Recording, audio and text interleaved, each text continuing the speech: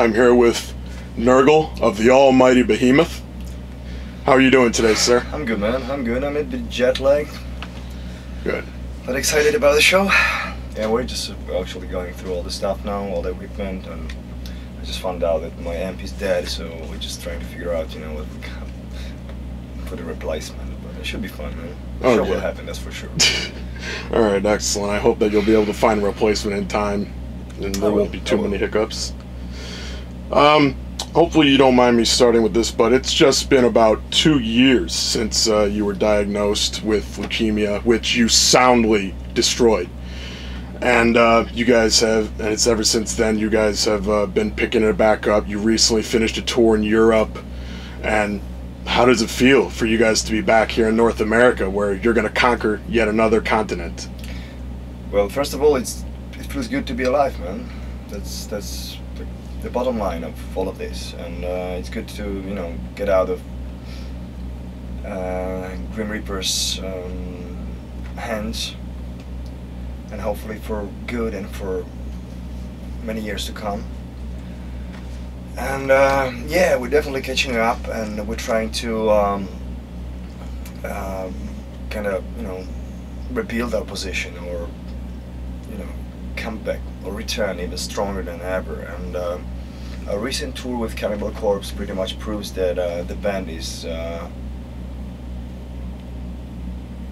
a different position now, in a different world. And you know, I'm also talking about our state of mind and where we are mentally, and also when it comes to from the commercial point of view, it's great too. I mean, these European dates were just amazing, great turnouts, and it's good synergy, you know, coming from Cannibal Corpse and Behemoth, and you know, this both forces combined together just gave a great result, and we couldn't be happier about this tour. So we're trying to repeat the same effect over here in the US. That's why we're here with these amazing bands opening for us. Yeah. Yeah, and I'm sure that ever since then you've definitely been able to dig deep along with the rest of the band. You guys found probably something within you that you might not have known that it was there. Yeah, pretty much. You know, it's just this basic thing, you know, that we realize, you know, how much, you know, like on a daily basis, you know, you just appreciate things way more than you do when you don't have this kind of experience. I'm not sure if this is the right place to talk about my, you know, cancer experiences, but the effect is pretty essential here. So, hell fucking yeah. I'm happy to be alive. I'm happy to be out on the road again, kicking ass, and just can't wait to get on stage tonight and tomorrow and the day after tomorrow, and to meet all these people and to face Behemoth Legions in US and thank them personally for all the support and all the strength that we've gotten throughout all this period and harsh times. And I definitely, we as a band, and I myself personally do owe a lot to people, because there's been like a massive feedback and massive support that I've gotten ever since. So I'm so thankful and happy to be back.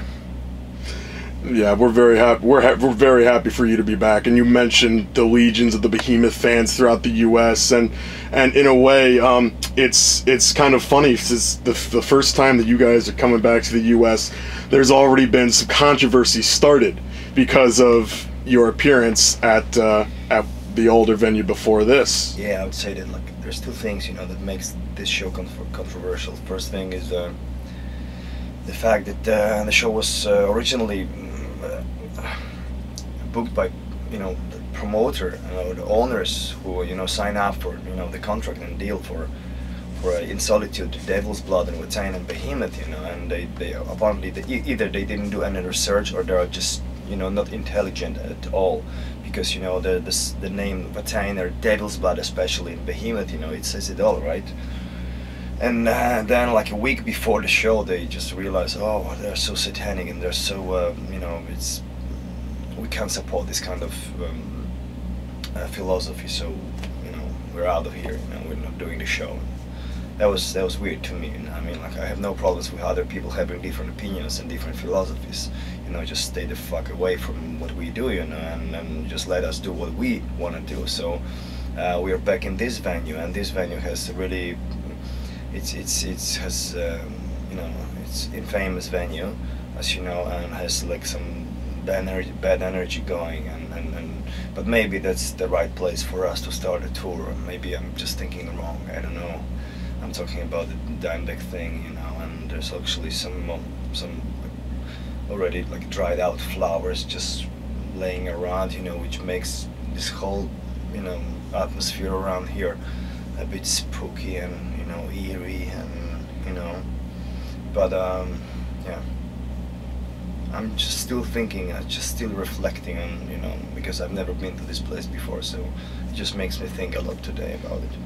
Well, if you don't mind me saying, this venue is excellent for putting on shows like yours. And oh yeah, yeah, absolutely. I the last time I was here, I saw Immolation in October, and everybody that came out did definitely welcome them. And you couldn't, the show could not have been moved to a better place than the Al Rosa Villa. Immolation never fails, you know. So why am I surprised?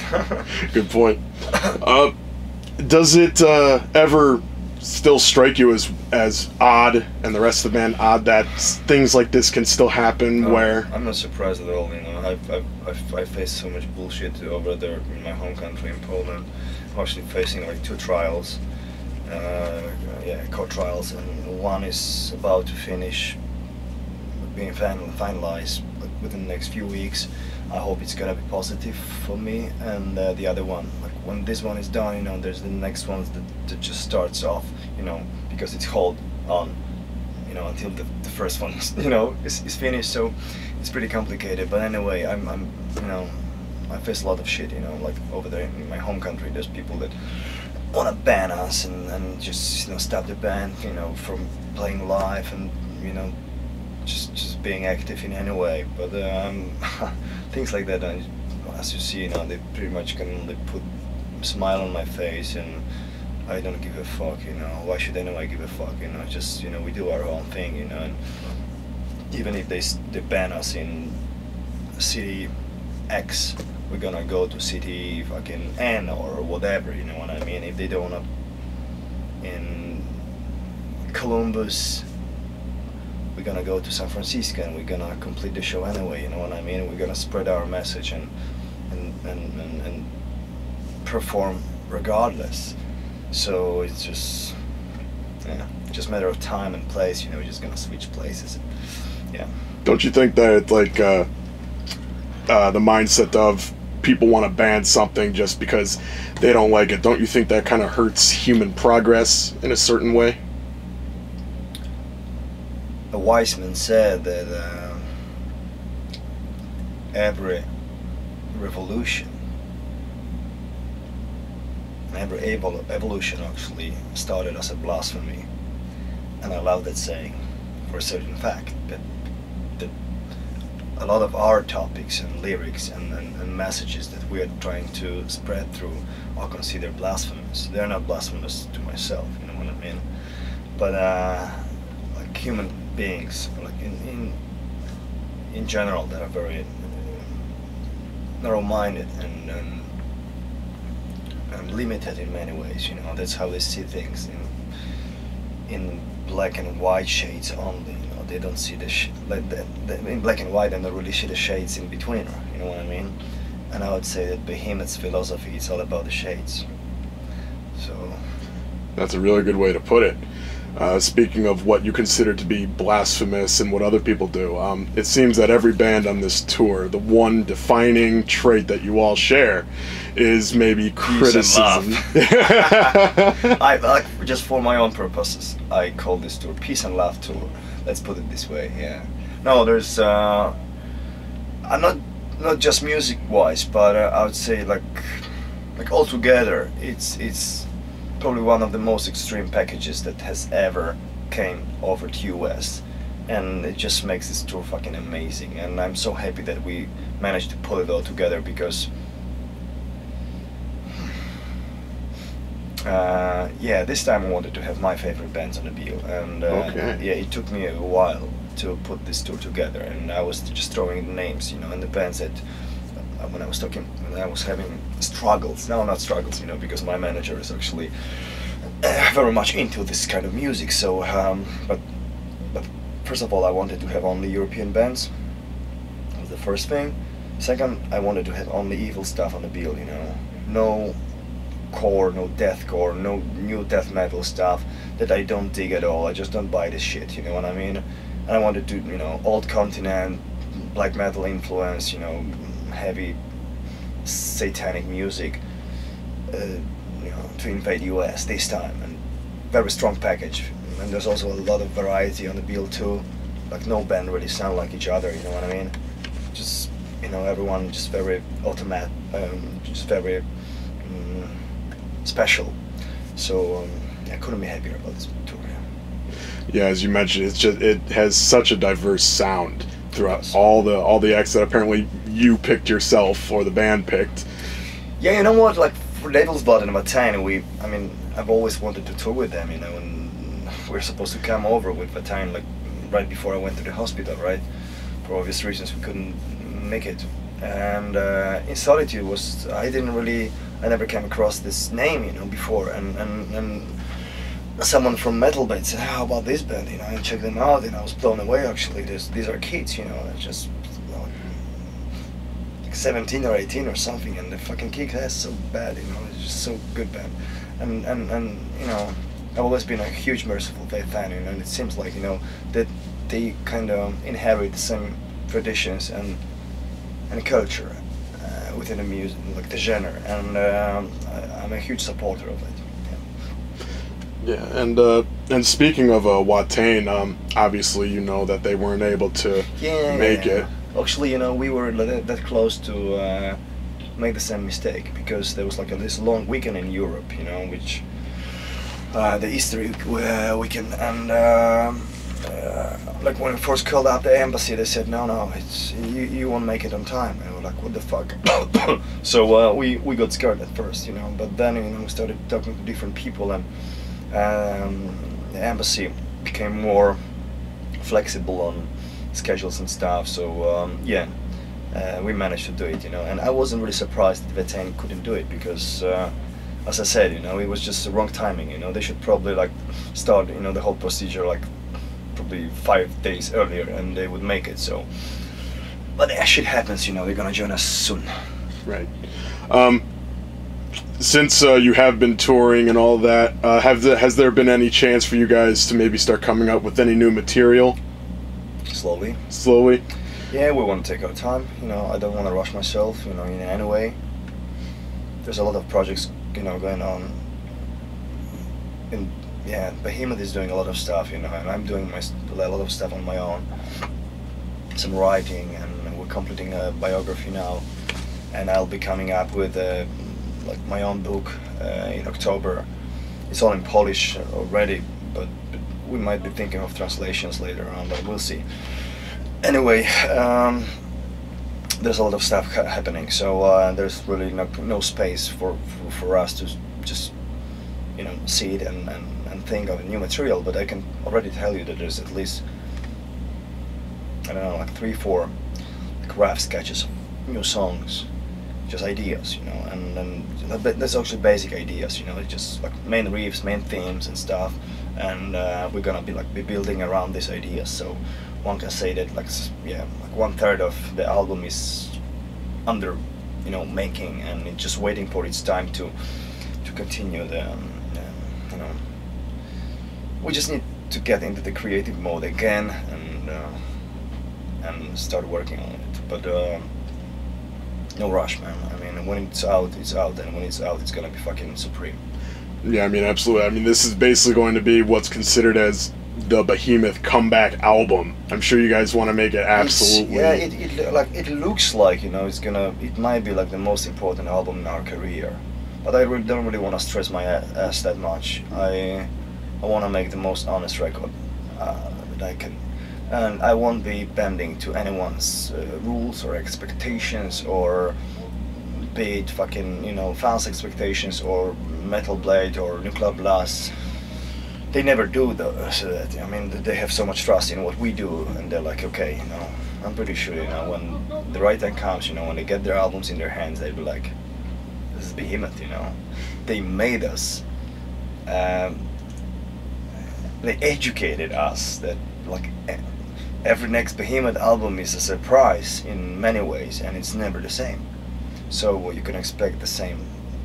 What I'm saying now, you know, being put in the small piece of plastic when the, you know, probably like 2013 is gonna be the release date is gonna be probably somewhere in the middle of 2013. So yeah, we still need to. We want to tour as much as we can, you know. There's still some territories and places that we need to go and yeah, and spread our message and get into the vibe and get into the drill and just catch the chemistry again. Although chemistry is there already, I can tell you, you know. Like this Cannibal tour we did, Full of Hate in Europe, was already great. So I expected nothing less on this one.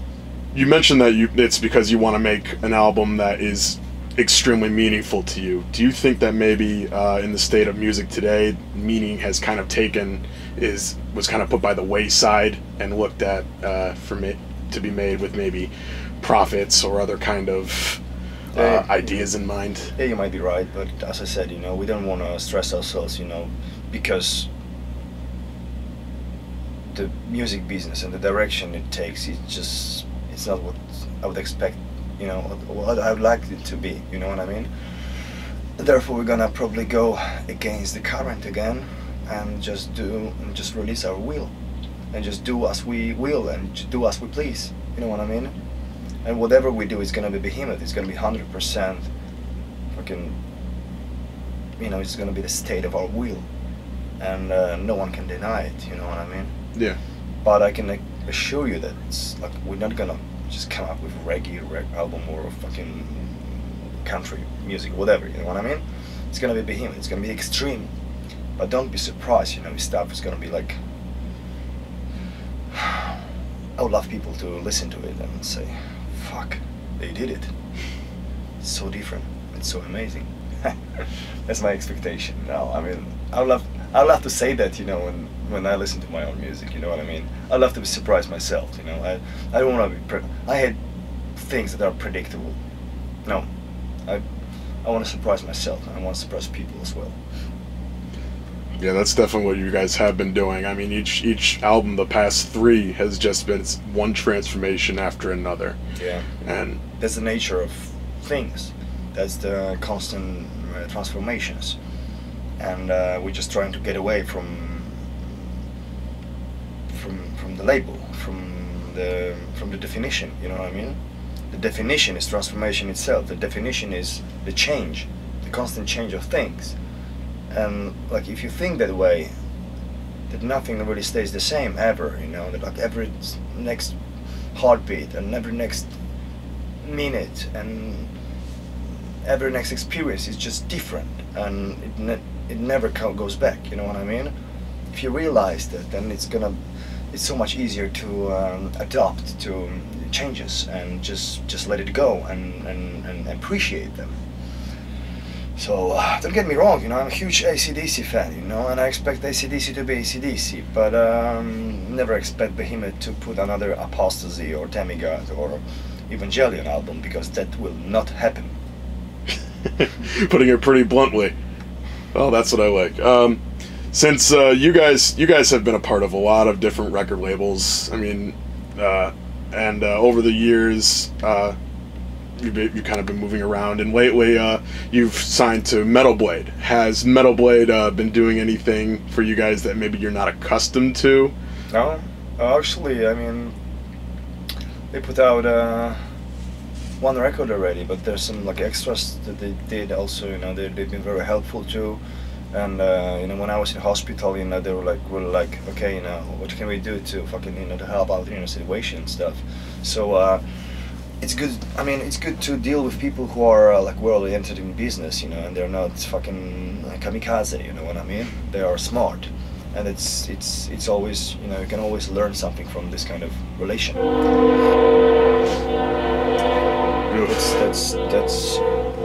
That sets new guitar tone, I guess. So no, it's good people and it's good business and it's good friends too. Yeah, I mean, I really hope like in, let's say, 5 years down the road, you ask me the same question, I'm gonna give you the same answer pretty much. But it's really easygoing people. Same goes with Nuclear Blast. It's our European partner, and we got also a Polish partner, which I've been bound to for years. Mystic Production. Michael is a great guy too. It's friends and good partners for sure. I know I'm not the only one wondering this, but what kind of gear are you guys looking around on this tour? Well, we're using some Mesa Boogie, we're using ESP for sure, That's like the best guitars out there, and they're also great people, great company, always being very helpful.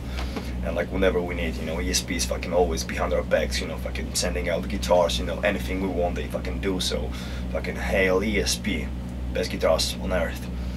And yeah, Mesa Boogie and Bogdan Uberschall, that's the stuff that I'm using for guitars, and a fucking, variety of different pedals and a wall pedal and fucking, bass and, different stuff. Actually, my guitar tech, Peter, is messing around now with all this crap, I'm not really, I'm not really in position to, to deal with all of that, it's pretty cool. I'm stupid, I'm just can't deal with that really, I don't want to grab my guitar and fucking just want to fucking hit it. That's it, that's what I'm interested in, I'm not really interested in all this like technical side of things, no. As long as the guitar tone is fucking crushing, and that's all I care. Yeah, I'm really ignorant, I know. Well, I mean, that's what makes that's what makes the show so good, anyways. The sound and making sure that you guys. Yeah, to me, it's all about energy, really. I've seen bands, that doesn't really sound that great. Like I've just seen this Electric Wizard show in London, and I was there with a friend of mine who's really into power metal, and he was like disgusted by how awful the sound was. He couldn't get the fact that. A simple fact that that's the whole fucking point, it just sounded fucking rusty and fucking creepy and offensive, you know what I mean? But there's definitely a virtue, a high virtue in this kind of sound, it's in this kind of approach, and I really appreciate it, and I really get the, get the whole philosophy of it, so.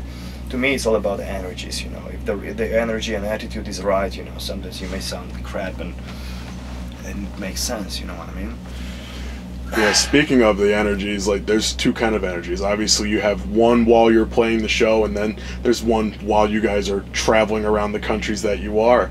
And I know it can really beat up your body and your immune system. Is there anything that you guys try and do to make sure that you stay healthy? Oh yeah, totally. It's not very metal, I guess, because yeah, I don't know. I mean, to me, I try to stay fit, and even if I'm on tour, this is like the first day. Yesterday we arrived to US, I already did like 8 kilometers jogging today. Yeah, and I'll be doing some like stretching and exercises before I go on stage, and yeah, all my neck is fat, in like over here, and the lower back, and I need to take care of this too, and I just do some stretching, do some exercises to strengthen my muscles around, the neck, so it just keeps it in the right position and stuff. So I really need to watch my health, and I don't drink like the hard liquors that not anymore, and occasionally, but I'd rather. And also my taste in alcohol changed too, I'm more of a wine guy these days, and I don't really drink myself to death anymore. I never did really, but now it's just more smooth, just to relax and stuff. So yeah, I need my decent sleep, and if I can do like exercises before the show, that I can fucking move mountains. Speaking of just trying to stay healthy, last night you posted on Facebook that you had some sort of junk food before you were going to bed. Yeah. I mean, some of the other guys, got some, I don't know what was that, just this, yeah, crazy burgers and other fries and stuff. Usually I never eat that stuff, but I would have like a bite here and a bite there. If there's one thing we know how to do in America, it's fry food. I know you're the best at that, and all the barbecue stuff. You're the masters of that. But it's actually not that unhealthy. Barbecue is good, but no, I mean,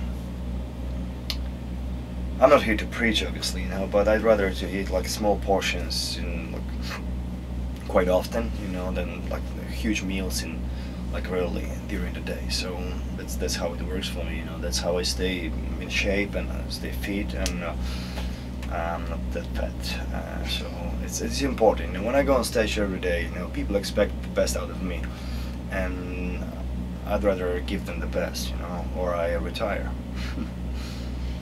Yeah, that's pretty much how it goes. Are there any final words that you would like to say to your fans here and places you will be going into the future? That's easy. Hail Satan.